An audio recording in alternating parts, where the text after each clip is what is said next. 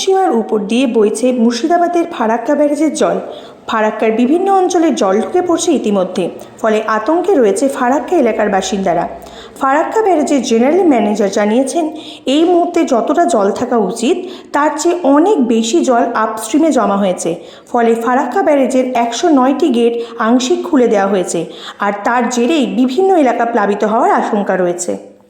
यहाँ का हमारा डिजाइन डिस्चार्ज जो है 27 लाख क्यूसेक है और हर मानसून में फ्लड में 15 लाख 16 लाख क्यूसेक तो आता है। लास्ट ईयर कम था, last year around 10.47 lakh cusec आया था 18 अगस्त को।